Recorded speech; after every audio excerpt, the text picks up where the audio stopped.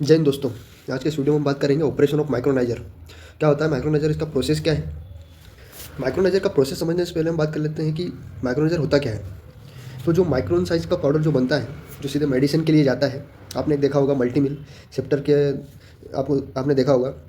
तो और उनमें इनमें और क्या डिफरेंस है। जो मल्टी मिल होता है वो बड़े लम्स को छोटा करता है, सेप्टर भी बारीक करता है प्रोडक्ट को। तो जो फाइनल स्टेज रहता है, जो जो पाउडर को सबसे सीन प्रोडक्ट बनाने का जो रहता है वो करता है माइक्रोनाइजर। माइक्रोन साइज़ में बदलने का जो काम करता है वो होता है माइक्रोनाइजर। आप समझते हैं माइक्रोनाइजर का प्रोसेस क्या होता है।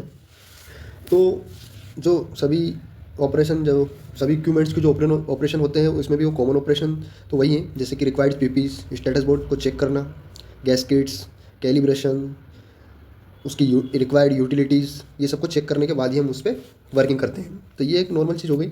अब इसके प्रोसेस का स्टार्टिंग कहाँ से, तो सबसे स्टार्ट करते हैं प्रोडक्ट की चार्जिंग से। मटेरियल चार्जिंग, फीडिंग चैम्बर में हम इसमें मटेरियल डालते हैं। इसके पहले इसमें हम ब्लैंक एयर यानी माइक्रोनाइजर, खाली माइक्रोनाइजर में हम एयर का सप्लाई का ट्रायल करते हैं, जिससे हम उसमें एयर लीकेज या उसमें कोई लीकेज नहीं है कि नहीं ये चेक करते हैं। उसके बोल्ट्स अगर ढीले हैं तो उसको टाइट कर देते हैं। ये सब होने के बाद उसके बाद एसओपी की गाइडलाइन, जो स्टैंडर्ड गाइडलाइंस है उसके अकॉर्डिंग हम उसकी प्रोसेस को आगे बढ़ाते हैं।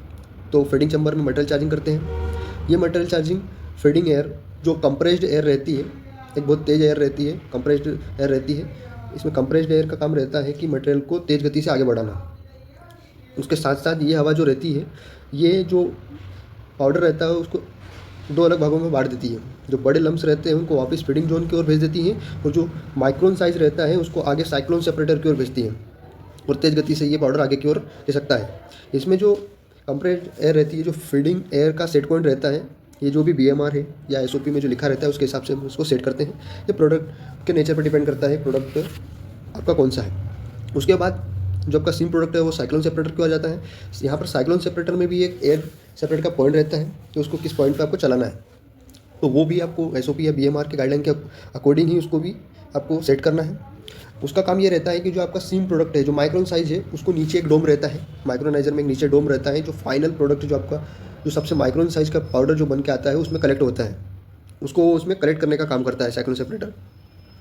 इस तरीके से ये वर्किंग प्रोसेस पूरी चलती है। आप स्कूप के माध्यम से फीडिंग चैम्बर में मटेरियल चार्जिंग करते रहते हैं, आपके साइक्लोन सेपरेटर से वो डोम में आपका मटेरियल कलेक्ट होता रहता है।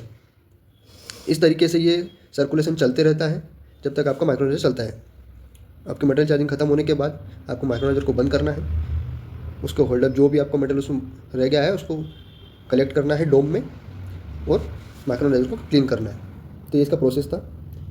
आई होप ये वीडियो आपको समझ में आया होगा। वीडियो समझ में आया तो लाइक एंड सब्सक्राइब जरूर करें। धन्यवाद।